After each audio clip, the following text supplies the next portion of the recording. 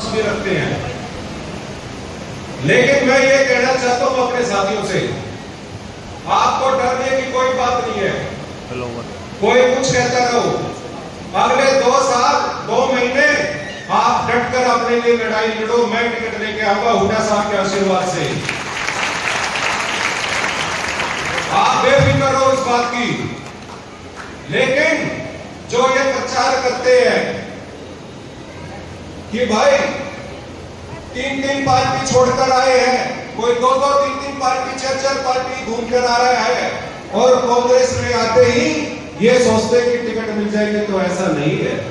राहुल जी ने अभी कहा है कि टिकट का पैमाना कांग्रेस पार्टी के प्रति वफादारी सबसे पहले देखी जाएगी। और भाई वफादारी में तो अपना मुकाबला ये नहीं कर सकते, पूरे देश के अंदर पैदल भी चलकर हम आए। मैं यही कहना चाहता हूं, जिसके पास आप कैसे साथी हो, यहां बैठे हुए माता बहनों का आशीर्वाद हो और बुजुर्गों का आशीर्वाद हो और मेरे युवा साथियों का साथ हो, तो कौन हमें हरा सकता है। मैं ये बात कहना चाहता हूं। आप लोगों को पता है कि जींद के अंदर इतना भ्रष्टाचार हो रहा था, तब कौन आवाज उठा रहा था? 10 साल आपका भाई आवाज उठा रहा था। जब आप कमेटियों में जाते थे, कोई अपनी प्रॉपर्टी आईडी ठीक कराने के लिए और कोई जन्म मृत्यु प्रमाण का सर्टिफिकेट लेने के लिए, तो उनसे भी रिश्वत मांगी जाती है। ये मैं हर बारी आवाज उठाता हूं। क्या आप नहीं चूस रहे इस रिश्वतखोरी से? और ये पैसा इकट्ठा किसकी जेब में होके जाता, आप सबको पता है। आज भ्रष्टाचार का ये आलम है कि आप तहसीलदार के ऑफिस में चले जाओ और भाई कोई एक भी व्यक्ति यहां बैठा है, फ्री में रजिस्ट्री करा के दिखा दो, मैं मान जाऊंगा। करा सकते हो रजिस्ट्री? हाँ भाई, आंटी के लिए नहीं करा सकते। 300 रुपए की पैसे लेते हैं, 300 रुपए गज की पैसे लेते हैं। शाम को कलेक्शन करते हैं। किसके पास ये पैसा जा रहा है? ये तो ईमानदारी की बात करते थे। मैं ये कहता हूं कि इनसे भ्रष्ट सरकार कोई हो ही नहीं सकती। तभी तो खट्टर साहब को हटाना पड़ा चुनाव से ठीक पहले। मैं ये आप लोगों को आश्वासन देना चाहता हूं कि आप चौधरी भूपेंद्र सिंह हुड्डा के नेतृत्व में हरियाणा के अंदर सरकार बनाओ और भाई आप यहां से हमें दिखाओ। आपको ये जो दिखते हैं ना, ये कोई आपको छोटे छोटे कामों के लिए मेरे पास हर रोज फोन आते हैं, ये सारी दिक्कतें खत्म कर देंगे, इस भ्रष्टाचार को यहां से खत्म कर देंगे, आपके काम करा के दिखाएंगे। हर रोज फोन आते हैं कि भाई बेटे को, हमारा छोटा भाई है, किसी का बेटा है, कि इसको नौकरी की व्यवस्था इसकी करा दो। क्योंकि जींद शहर में ऐसी कोई व्यवस्था नहीं बनी कि हमारे युवा साथियों को सरकारी के अलावा प्राइवेट में नौकरियां मिल सके। 90 के करीब 2 साल पहले यहां लाइब्रेरियां खुली थी। शहर में 90 के करीब लाइब्रेरियां थी, जिसमें बच्चे दिन रात मेहनत करके पढ़ते थे।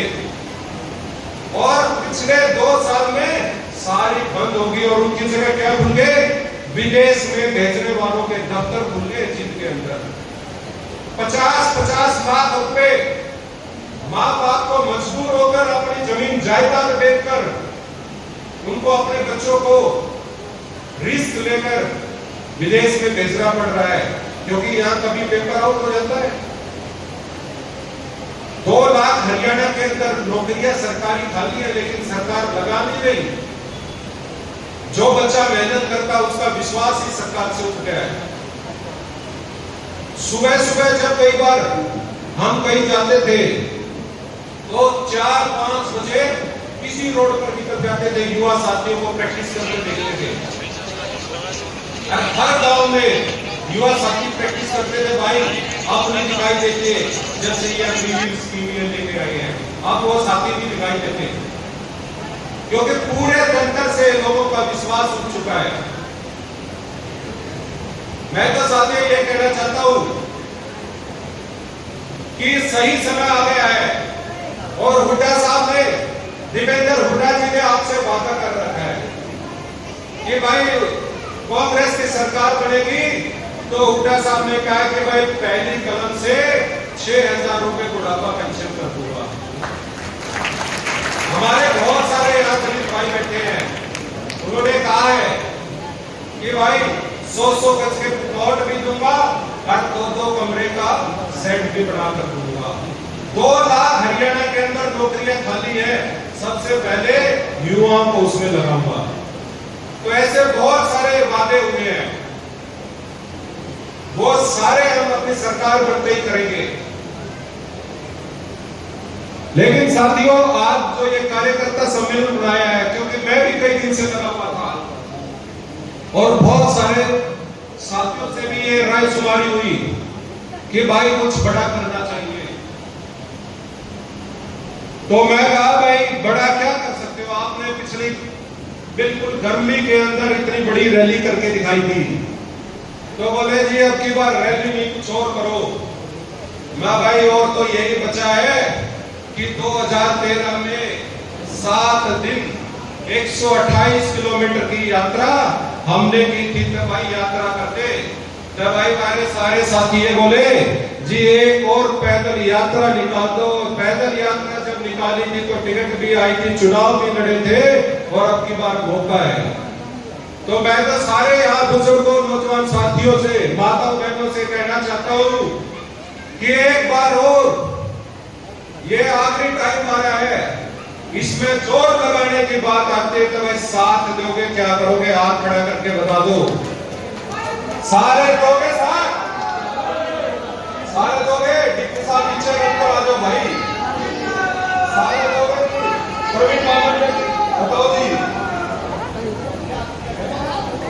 भाई ये कह रहे दोबारा, मैं ये कह रहा हूं तो पद यात्रा रख दे भाई, दोगे साथ? पूरे हल्के में, हर गांव में और 31 वार्डों में, 36 गांव में हम जाएंगे, पैदल चलेंगे। तो दिखाई दे भाई बलबीर शोराट जी है जो पार्षद है हमारे वार्ड से, वो भी हमारे बीच में आए हैं, उनका भी मैं धन्यवाद करता हूँ।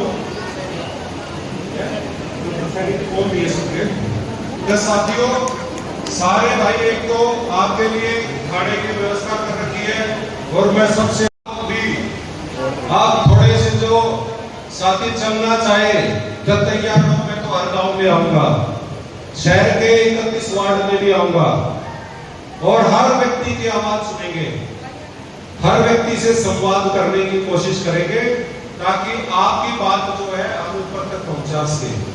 आप सबने मौका दिया, क्योंकि बहुत सारे साथियों का मैं नाम नहीं ले पाया। ये रोहतास पंच खड़ा, नेहरा साहब बड़े भाई, राहुल और रूपगढ़ से भाई सरपंच आए हैं, दीपक, बहुत सारे ऐसे व्यक्ति आए हैं।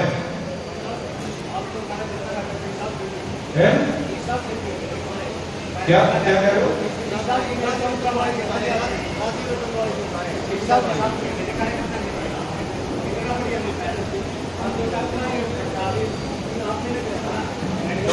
सारे कर दिए हमने तो खट्टर साहब को मेडिकल कॉलेज के लिए भाई 2 बार उन्होंने हमें अरेस्ट भी किया था, काले झंडे हमने कोई बार नहीं अपने कार्यकर्ता सम्मेलन किया।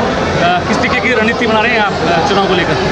आज आपने देखा कि बहुत भारी संख्या में, हजारों संख्या में हमारे साथी यहाँ पर आशीर्वाद देने के लिए आए। ये कार्यकर्ता सम्मेलन ही था, एक परिवार के व्यक्ति यहाँ पर आए थे, सब हमारी माताएं, बहनें, युवा साथी और बुजुर्गों का आशीर्वाद आज हमें मिला है और ये आगे की रणनीति है। कांग्रेस पार्टी अगले 2 महीने के बाद जो चुनाव होने जा रहा है, चौधरी भूपेंद्र सिंह हुड्डा के नेतृत्व में हरियाणा में सरकार बनाने जा रही है, उसी को लेकर आ रही है चिंतन मंथन। हमारा जो हमारा विधानसभा है मूलभूत सुविधाओं से वंचित है। लोग मेरे पास आकर ये कह रहे हैं कि गांव में पीने का पानी नहीं है, शहर में जो है आप साफ पानी नहीं दे सकते, तो आप क्या व्यवस्था करेंगे? सड़क यहाँ नहीं है, आपने डॉक्टर्स यहाँ नहीं है, हॉस्पिटल में स्टेडियम में कोच यहाँ नहीं है, यूनिवर्सिटी में प्रोफेसर यहाँ नहीं है, कर्मचारी यहाँ नदारद है, तो आपने क्या व्यवस्था कर रखी है? जींद के को पिछाड़ने में यहाँ के स्थानीय विधायक ने पूरी जोर लगा रखा है कि भाई जींद को मैं आगे नहीं बढ़ने दूंगा। लेकिन अब की बार जींद के लोगों ने ठाना है ऐसे विधायक को हटाना है जो सिर्फ अपनी मस्ती में मस्त रहता है और लोग दुखी रहते हैं। विधायक जी तो कहते हैं कि सड़कें ऐसी बन गई कि दादा ले पोता बरता है। कौन सी बच गई भाई, बात सुनो, सुनो, खड़ी है। मैं आपसे काम गिनाता हूँ। चौधरी भूपेंद्र सिंह हुड्डा ने जींद के अंदर 100 बेड से 200 बेड का हॉस्पिटल बनाया, उसमें आज तक डॉक्टर्स नहीं है। हुड्डा साहब ने जींद के अंदर स्टेडियम बनाया, उसमें आज तक कोच नियुक्त नहीं हुए। चौधरी रणबीर सिंह यूनिवर्सिटी हुड्डा